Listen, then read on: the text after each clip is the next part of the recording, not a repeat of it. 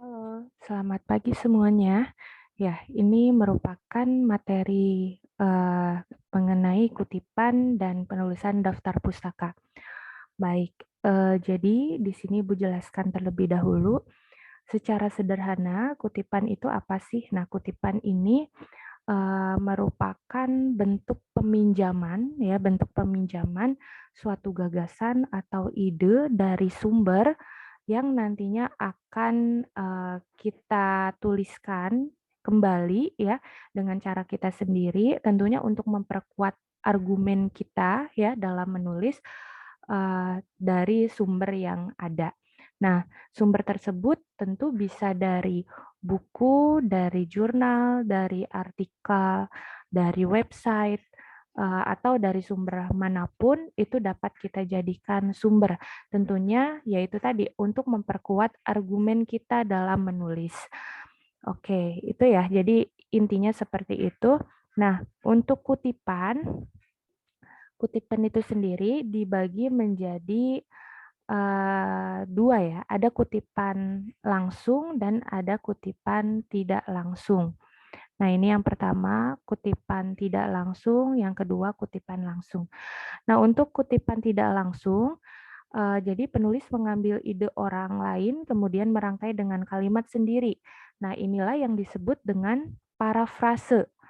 Nah, parafrase artinya kalian di sini harus mampu mengubah kalimat dari sumber ke dalam kalimat yang baru. Tetapi tentunya dengan tidak mengubah ide yang ada. Jadi idenya ini tetap meminjam dari pengarang atau penulis sebelumnya. Nah, artinya di sini penulis tidak menulis sama persis dengan kalimat asli yang dikutip. Penulis merangkai dan merangkum kalimat berdasarkan artikel atau sumber lain. Nah, jadi ini tidak boleh sama persis atau tidak boleh kopas ya, intinya seperti itu. Nah, ini parafrase. Nah, inilah yang digunakan dalam menulis ya, dalam menulis. Kalian harus banyak menggunakan kutipan tidak langsung dibandingkan kutipan langsung. Nah, kalau kutipan langsung, ini menulis ulang ide orang lain sesuai dengan aslinya. Nah, ini yang dimaksud di sini ini yang menggunakan teknik kopas ya. Jadi tanpa mengubah kalimat aslinya.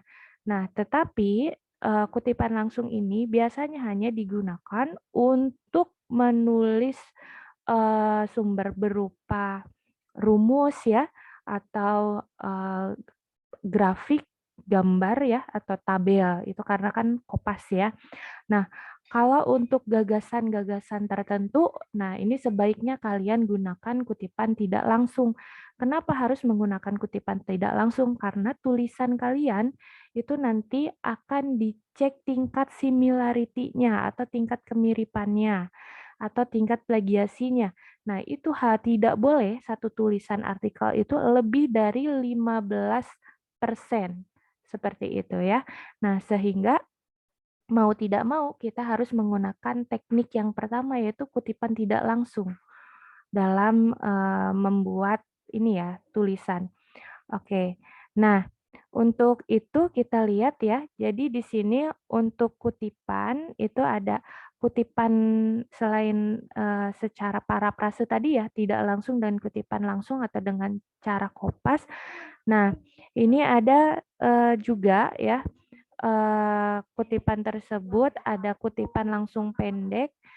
Nah, kutipan langsung pendek ini syaratnya, nah misalnya di sini ada dua style ya. Ada APA style, American Psychological Association. Nah, jika panjang kalimat dikutip tidak lebih dari 40 kata. Nah, atau MLA style, Modern Language Association, jika panjang kalimat dikutip tidak lebih dari 4 baris. Nah, tetapi di sini untuk dua jenis style ini ya perlu diketahui yang pertama ini apa style. Nah, kalau untuk apa style ini yang digunakan secara umum baik itu bidang science atau bidang sosial. Nah, tetapi kalau MLA style ini biasanya digunakan untuk bidang-bidang sosial seperti bidang humaniora, sosial, hukum ya, sosiologi dan lain sebagainya. Nah, oleh karena itu untuk itu kita akan gunakan yang ini, APA style. Oke, nah sebenarnya di sini Ibu ingin menjelaskan bahwa style-style ini sangat banyak sekali. Nah, ketika kalian sudah mengunduh, dan menginstal Mendeley di dalam Microsoft Word, ini kita lihat dulu ya tampilannya, ini ada pilihan style. Nah, di sini ada banyak sekali style. Nah, yang tadi APA style itu yang ini ya, bukan yang 2 di atasnya, Medical Association atau Political Science Association, tetapi kita gunakan yang ini, American Psychological Association. Nah, sekarang sudah 7th edition. Nah, selain yang ini, biasanya digunakan juga yang ini, IE3 style. Nah, ini biasanya digunakan untuk ranah bidang teknik. Ya, ranah bidang teknik ini biasanya menggunakan IE3 style. Nah, untuk yang ranah sosial tadi itu menggunakan yang ini, MLA ya, Modern Language Association. Nah, tetapi pada kesempatan materi yang Ibu berikan, ini akan Ibu jelaskan cukup 2 style, yang 2 ini ya, American Psychological Association dan IE3 Style. Ini karena yang digunakan di ranah bidang teknik. Nah, kalau APASL ini umum ya, teknik juga biasanya juga masih menggunakan atau ini juga digunakan di dalam bidang sosial juga dan sains lainnya. Oke.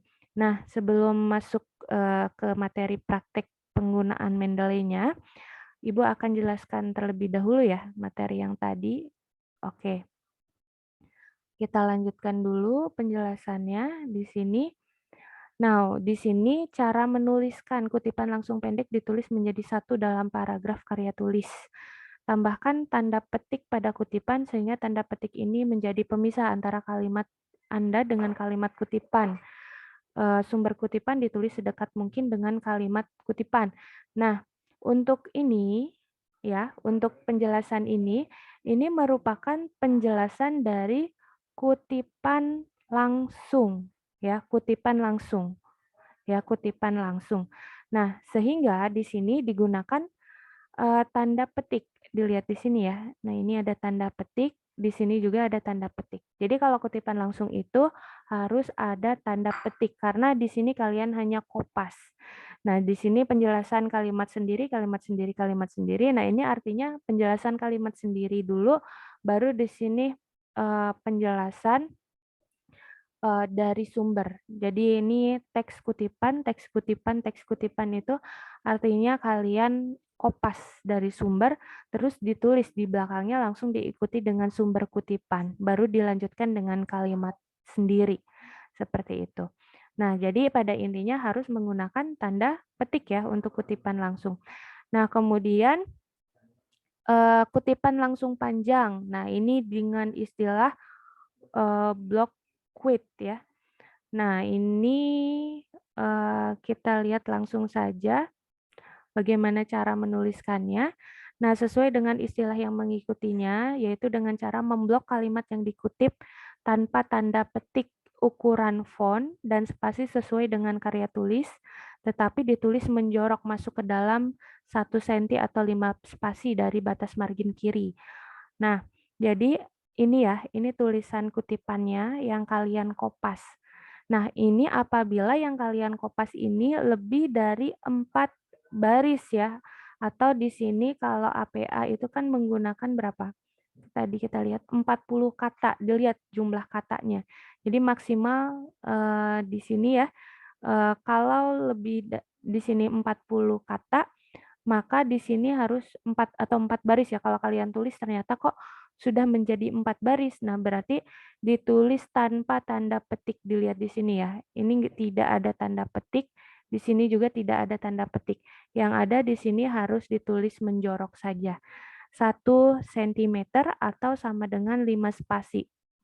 Nah, baru di sini yang di atasnya itu kan kalimat kalian sendiri, di bawahnya juga diikuti kalimat kalian sendiri. Untuk ukuran font dan spasi masih sama.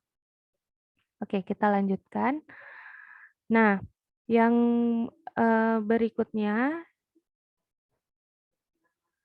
di sini kita lihat ya, yang berikutnya kita akan Ibu jelaskan dulu terkait sumber kutipan ya. Nah, jadi di sini sumber kutipan itu apa? Karena tadi kan harus selalu ditulis sumber kutipan ya. Nah, ini dilihat di sini. Nah, ini ya ada ini ya. Dilihat di sini, ini ada sumber kutipan, lalu yang bagian atas ini juga ya ada selalu sumber kutipan ya. Nah, ada sumber kutipan. Jadi selalu ya ketika kalian meminjam atau mengutip itu harus selalu ditulis sumber kutipan. Oke. Nah, sumber kutipan itu merupakan eh, penulisan ya asal-usul kutipan secara singkat dalam teks karya tulis yang paling dekat dengan kutipannya. Jadi di dalam karya tulis ini memang ada istilah ya dalam kutipan ini ada istilah yang pertama itu sumber kutipan, yang kedua itu daftar pustaka.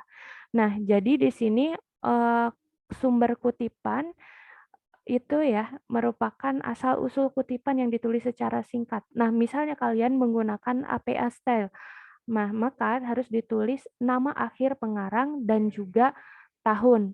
Nah, nanti untuk ini ya, identitas terkait judul, kemudian apakah itu dari buku atau dari jurnal atau ada link dan lain sebagainya, itu yang akan ditulis di dalam sini, di dalam daftar pustaka. Nah, jadi daftar pustaka ini suatu daftar yang memuat semua informasi dari sumber kutipan secara jelas dan terperinci yang disusun secara alfabetis. Nah, di sini alfabetis di sini mengacu pada APA style. Nanti kalau kalian menggunakan AI3 style itu bukan alfabetis tetapi menggunakan numerik seperti itu ya. Oke, nanti Ibu jelaskan satu persatunya. Nah, di sini ada tujuan terlebih dahulu ya. Tujuan penulisan sumber kutipan dan daftar pustaka tentu yang pertama agar terhindar dari tuduhan penjiplakan atau plagiarisme. Nah, karena ketika tulisan yang kalian buat ini dicek tingkat similarity-nya, ini tidak boleh lebih dari 15%. Nah, artinya ketika lebih dari 15%, nanti sumber-sumber yang tersorot di dalam hasil cek similarity itu harus kalian ubah kalimatnya atau harus diparafrase.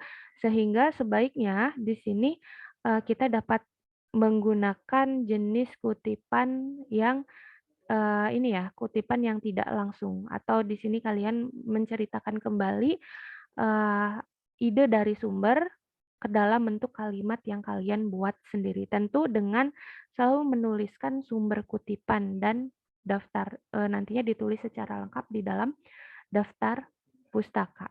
Ya, jadi di sini tetap harus menulis sumber dan ditulis juga sumber tersebut di dalam daftar pustaka.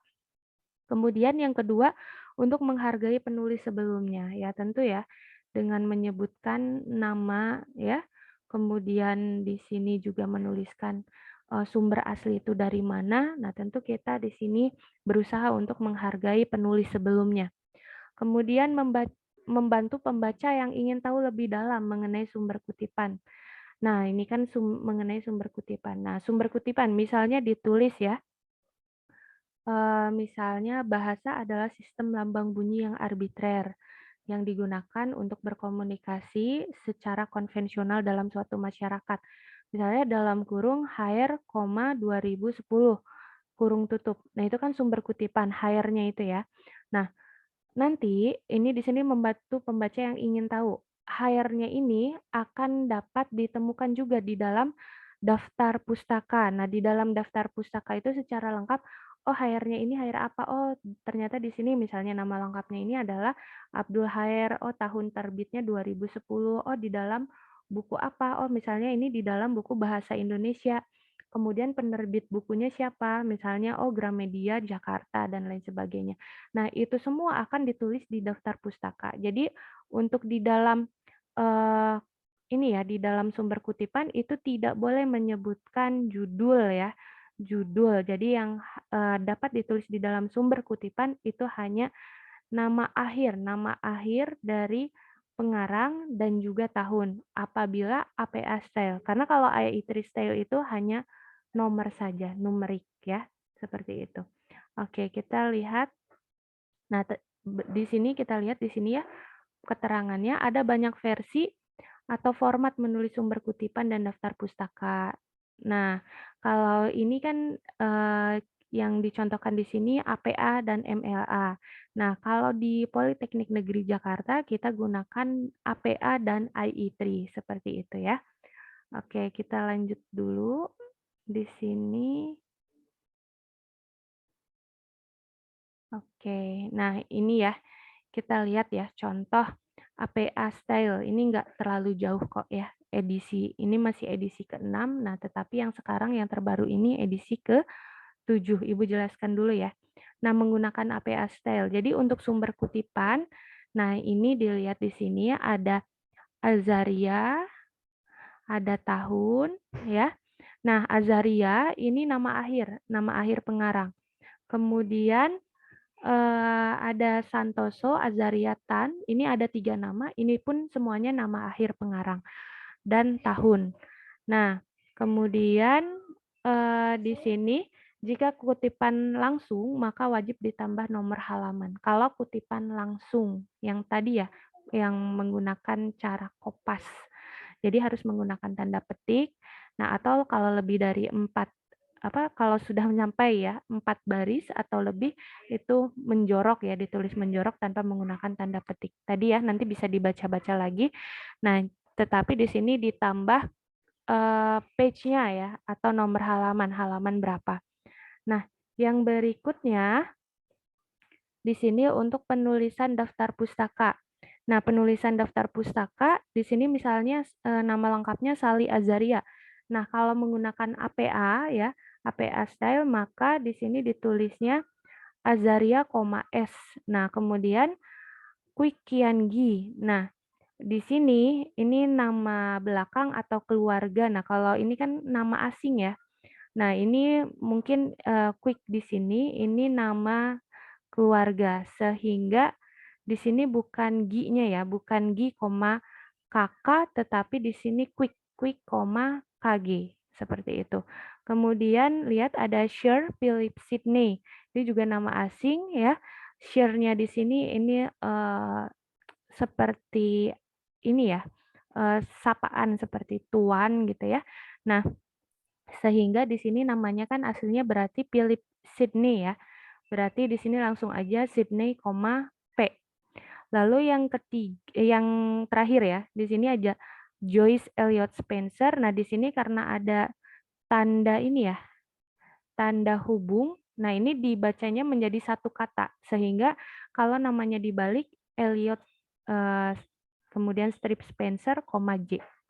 Nah, jadi ketika kalian menulis nama ya, ini pun harus dilihat nama belakangnya yang mana atau nama keluarga ya, seperti itu.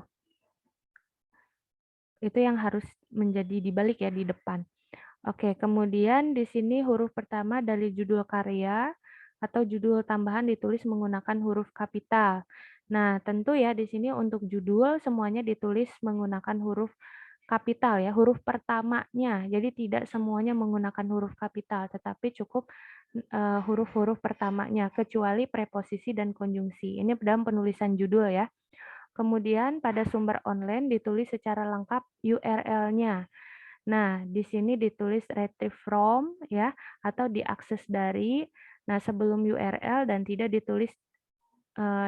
dituliskan tanggal akses, tanggal unduh melihat web tersebut. Kemudian untuk proceeding yang diakses secara online, maka gantikan kota terbit dan penerbit dengan nomor DOI. Nah, jadi di sini DOI. Nanti Ibu akan jelaskan juga terkait DOI. Kemudian nama negara dari kota terbit ditulis setelah kota terbit dan dipisahkan dengan tanda koma. Kemudian di sini tidak ada kata yang digarisbawahi termasuk URL. Oke, nah kita lihat ya, ini yang menggunakan APA style dulu. Oke, nah ini format dasarnya. Oke, kalau yang dituliskan di sini, ini format dasar yang ini, ya. Ini merupakan format dasar dari penulisan buku ya, di dalam daftar pustaka, bukan sumber kutipan. Jadi bukan di dalam badan teksnya, tetapi nanti ini di bagian paling bawah ya, di dalam daftar pustaka. Oke, nah Jadi di sini untuk buku, di sini ada nama penulis pengarang. Tadi ya caranya dibalik seperti tadi Sally Azaria berarti dibalik menjadi Azaria, S titik kemudian tahun ya, tahun terbit, judul. Nah, ini judul ya, judul buku ini dimiringkan. Nah, judul buku dimiringkan dengan apa tadi catatannya? Untuk judul ini masing-masing harus diawali dengan huruf kapital, kecuali preposisi dan konjungsi. Nah, kemudian edisi keberapa jika ada, kalau tidak ada langsung ke kota terbit, kemudian negara ya, dan lain sebagainya, titik 2, nama penerbitnya siapa. Nah, kemudian di sini ada contoh ya, penulisan sumber kutipannya. Kita lihat di sini. Nah, ini penulisan sumber kutipan misalnya Kaufman, Perelman, dan Spesiner. Nah, ini 3 nama ya, 3 nama. Jadi bukan nama depan, nama akhir yang dibalik, tetapi Kaufman ini nama akhir, penulis pertama, Perelman ini nama akhir penulis kedua, Spesiner ini nama akhir penulis ketiga, baru diikuti tahun. Jadi nama akhir dan tahun. Nah, di sini misalnya menemukan bahwa misalnya huruf alfabet pertama itu di ini ya ditulis menggunakan apa misalnya seperti itu. Nah, di sini ini kutipannya itu apa? Atau di sini bisa juga ditulis Kaufman DKK titik ya kalau di dalam bahasa Indonesia, tetapi di sini kalau di dalam bahasa Inggris langsung Kaufman et al. Titik kemudian dalam kurung tahun menemukan bla bla bla, lalu teknik pengamanan tidak selalu efektif bla bla bla. Nah ya seperti itu. Ini contohnya. Nah nanti di dalam daftar pustaka ditulisnya seperti ini. Kaufman, C, nah Perelman, R. Jadi C, R ini nama depan ya, tapi dibentuk menjadi inisial. Dan Spesiner, M. Ini juga M-nya ini merupakan inisial juga dari nama Spesiner ya. Jadi Kaufman, Perelman, Spesiner ini semuanya nama akhir. Kemudian diikuti tahun, kemudian judul ya. Ini judul bukunya Network Security titik 2 Private Communication in a Public World. Nah, kemudian di sini kotaknya ya atau negara bagiannya Inglewood Cliff, NJ titik 2. Nah, kemudian ini nama penerbit Prentice Hall. Oke, nah lalu di sini juga dijelaskan buku dengan 6 atau lebih pengarang, buku tanpa pengarang, buku dengan editor, dan lain sebagainya. Nanti bisa kalian baca. Kemudian ada juga aturan untuk mengutip kamus ya, misalnya seperti KBBI dan lain sebagainya. Nah, ini ada juga cara penulisannya itu seperti ini.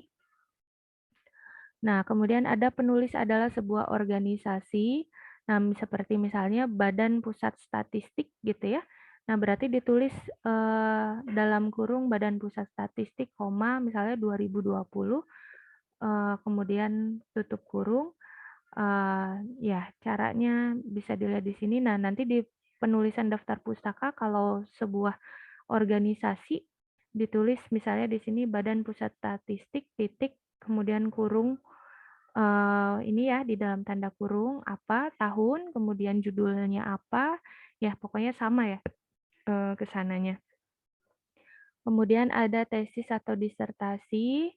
Nah, yang ini pun bisa dilihat di sini caranya. Kemudian ada juga proceeding, salah satu karya bukan semuanya ya. Jadi di sini karena di dalam proceeding itu kan ada artikel-artikel. Jadi yang dimasukkan di sini ini merupakan salah satu judul artikel seperti itu yang kalian gunakan dalam mengutip. Kemudian ini proceeding secara utuh. Nah, kalau ini satu proceeding full ya yang ditulis. Nah, itu proceeding secara utuh.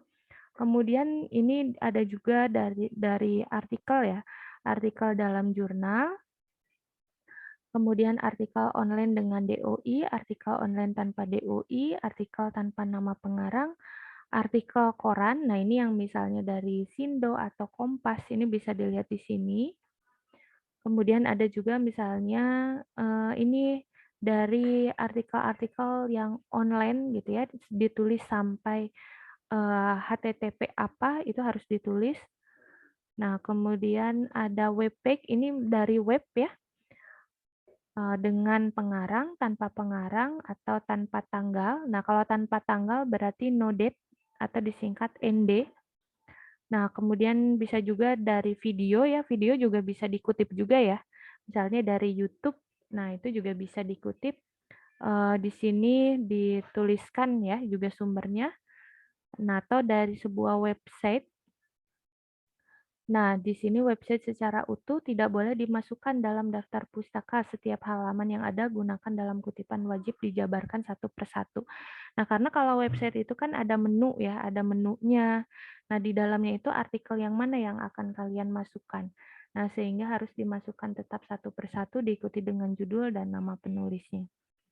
Oke, kemudian materi perkuliahan. Nah, ini materi perkuliahan ini dari dosen yang memberikan catatan dan berbicara dalam kelas.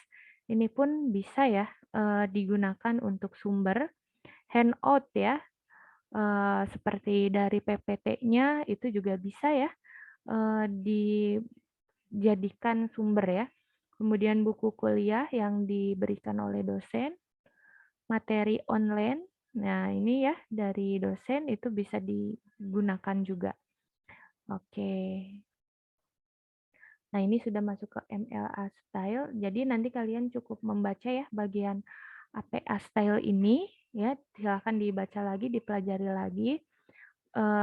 Lalu nanti tinggal kita praktikkan bersama seperti itu. Oh, maaf. Oke, ada yang mau ditanyakan? Silahkan nanti bisa ditanyakan langsung ya di chat grup WhatsApp. Terima kasih.